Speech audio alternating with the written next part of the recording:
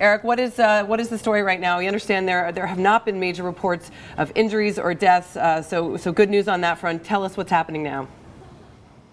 Yeah, so far we're being cautiously optimistic.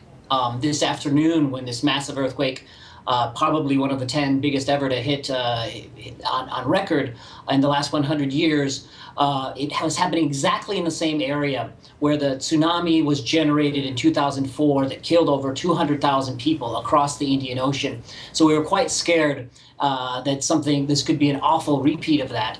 It's been a few hours now. The authorities, as well as ourselves and local media, have been in touch with the cities nearby the epicenter. And as far as we can tell so far, there hasn't been a big tsunami generated that would cause the kind of death and destruction we saw before. Eric, it's Evan Newmark.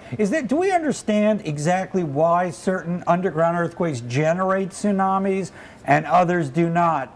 I mean, is it a matter of chance and happenstance, or is it where it happens in the volcanic region? Well, what the experts are sort of telling us is that we might have been lucky this time because it was sort of a earthquake where the tectonic plates were moving against each other rather than popping up against each other. When they're moving sideways, it doesn't displace water and doesn't create this tsunami. And the tsunami is really the very dangerous thing. When I was in Japan after the earthquake and tsunami last year, and almost everyone outside of the zone that was hit by the wave was safe. There was very few deaths, very little damage. It is the water that is really the dangerous part. And so far, indications are that there has been no tsunami generated by this earthquake.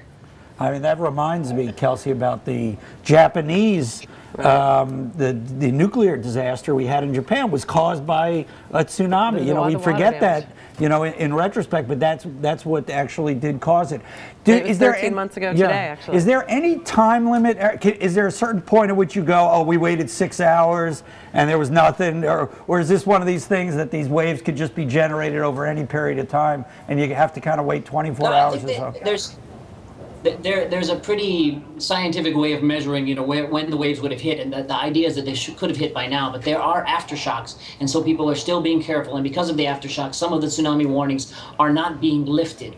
I will also say that the sort of population centers which we've been able to contact and others have been able to contact have said there's no tsunami, but it's possible that there's other remote areas where something has happened. That happened in a earthquake a couple of years ago, where we didn't know for a couple of days that one area had been totally devastated and hundreds of people have been killed. Oh, goodness. Well, and I understand that these warning systems that have been put in place since that 2004 disaster have been very effective in this case, warning a lot of people early in the cities especially. So in the case that there would be some sort of tsunami disaster, were those areas able to be at least evacuated because of the systems that have been put in place? Well, we'll see. Some people that we talked to said they didn't hear any warnings, but the good thing is just from experience. In 2004, people did not know what a tsunami was. People did not know after there was an earthquake, you have to run to the hills. Japanese people knew that, and tens of thousands of people, I think, were saved in Japan because they knew to get to higher ground, and they also had a warning system that warned people. In Indonesia, they did not have that in 2004, and so just in the region of where the epicenter of this was, over 150,000 people were killed. You saw here in Indonesia, as well as in Thailand, as well as in Sri Lanka, as well as in India, people knew right away you had to get away from the coastline. So had there been something, I would hope that this time the destruction would have been much less. And Eric, so what now is the situation there? Are people still being told to stay out of the cities and to stay where they have fled to, or is it safe to move around at this point? I think people are being cautious. The president of Indonesia came out and he said as far as they know, there's no indication of tsunami, but there are aftershocks and people are being extra careful. So all the warnings have not been lifted.